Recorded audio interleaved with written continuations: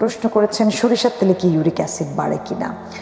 সরিষার তেল আসলে আমাদের দেশেও খুব জনপ্রিয় একটি তেল, এবং আমি যেটা নর্মালি বলে থাকি যে কোনো একটা ফিক্স তেলে আসলে অভ্যস্ত হওয়া উচিত নয়। মাল্টিসিডস ওয়েল খাওয়া সবচেয়ে ভালো।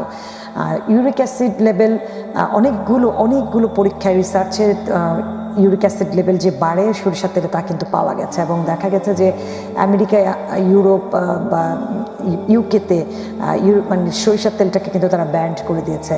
FDA থেকে অনুমোদন দেওয়া হয় না তাদের দেশে এটাকে ব্যবহার করার জন্য।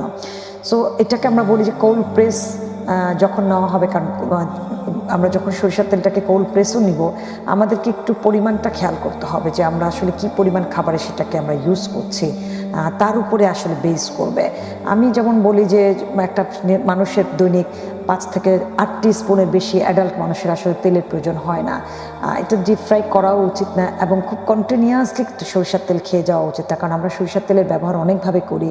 যে কোনো কিছুর ভর্তা মাখানো আমাদের দেশে প্রচুর হয়, যার কারণে তখন সেটা আমাদের জন্য হার্মফুল হয়ে যায়। সেজন্য খাবারটায় আপনি সানফ্লাওয়ার অয়েল, আপনি olive oil, coconut oil, mustard oil, এটাকে মিক্সড আপ করে আপনার খাবারটাকে নিন। সয়াবিন তেল কিন্তু ভালো, যদি এটি পাম অয়েল বা এটাতে মিক্সড করা না হয়ে থাকে তাহলে কিন্তু সেটা পিওর সয়াবিন তেল আমাদের জন্য ভালো। এছাড়া সানফ্লাওয়ার অয়েল এইটাও আমাদের জন্য ভালো। সো মাল্টিসিডস অয়েলটা যদি থাকে সেটা আসলে সবচেয়ে বেস্ট থাকে।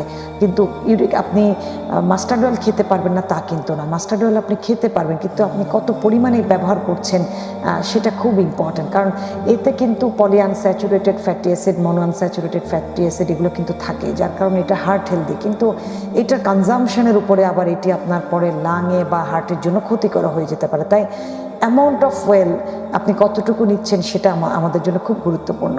যখন যে কোনো কিছু বেশি পরিমাণে ইউজ করা হয় তখনই সেটা আমাদের জন্য হার্মফুল। তবে মাস্টার্ড অয়েলে ইউরিক অ্যাসিড আছে, এটা একেবারে কনফার্ম, এটা অনেকগুলো রিসার্চে এসছে। সেজন্য যাদের ইউরিক অ্যাসিড লেভেল হাই তারা অ্যাভয়েড করে যাবেন। যারা এটাতে ভুগছেন না তারা নিতে পারেন, অবশ্যই সেটাকে পরিমিত এবং আপনার শরীরের সহনীয় উপায় কিন্তু আপনাকে এটি নিতে হবে।